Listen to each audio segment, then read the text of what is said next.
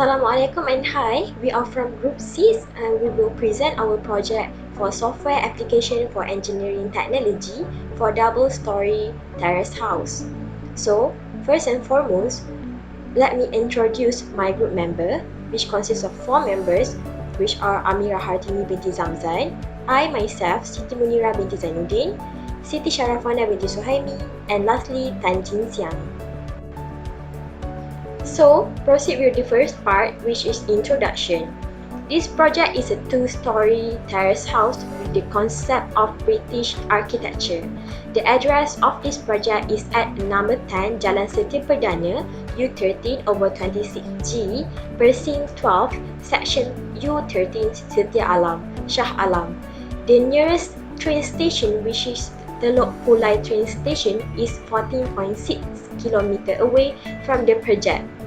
It took almost 27 minutes to go there by car. Besides that, the Klang Central Terminal A also located not far from the project place, which is around 6.6 km.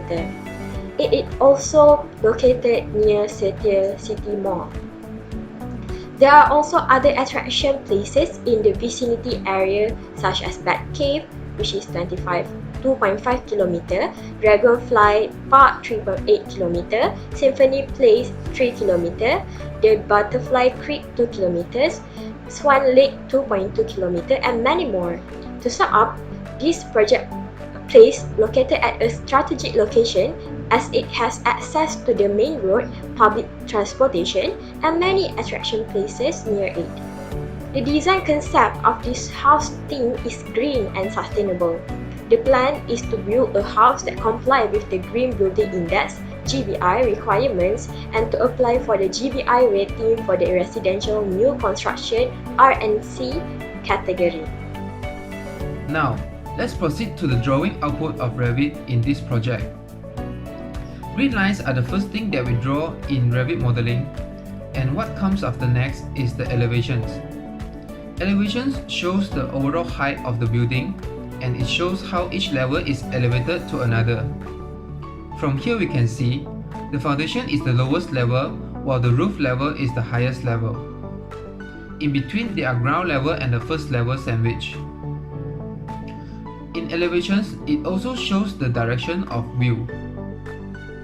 Next, we look into the floor plans. The floor plans are the results of the elevations. The numbers that we elevate is same as the number of the floor plans. It contains several important infos of the building, such as the length of the building, the width of the building, and the partition of the building. Referring to the grid line drawn, the component is then placed correctly on the position. Let's see the first floor plan, which is the foundation floor plan. In this plan, the foundations such as piling cap, stump, and pad footing are placed correctly onto the position. Besides that, ground level plan, first floor level plan, and the roof level plan are consisting several components such as columns, beams, and slabs. After we are done with elevations and floor plans, here it comes the results of the drawing. It shows the results of combination between components placed at different positions accurately. From this figure shown, we can see only the structural components exist, such as beams, columns, slabs, and pad footing. As this is due to the reason that the drawing required for our project is a structural drawing. So basically, based on the construction industry standard guideline, the double-story terrace house should be 50 units per hectare, and the size load of each of the house is 4.8 meter. The 50% of the weightage for component of building construction work is structural work. As for the material building, first is foundation. Foundation wall for double-story house basically should be 25 in height and 10 in thickness. As for the formwork, it has to be free from any defect and it cannot have any gap to avoid any leakage. And then for reinforcement, it must more than 5 mm according to the specification. For concrete, precast concrete slab should be 75 mm. Reinforced concrete slab should be 150 thick. Opening concrete 10 to 25 mm. Size concrete 5 to 100 mm. And concrete grade must be M25 grade. So for superstructure, we have three components, which is slab, beam and column. Beam, we use simply supported beam and continuous beam with 2030. Next, for column, we use reinforced column with 230 width and 300 depth. Next, for slab, we use slab thickness 125 mm, and for the slab for floor and pavement, we use less than 5-inch thick. Today I will present about scheduling. The scheduling was being done in Microsoft Project. Okay, for scheduling, the work schedule was being organized in accordance to Selangor's public holidays.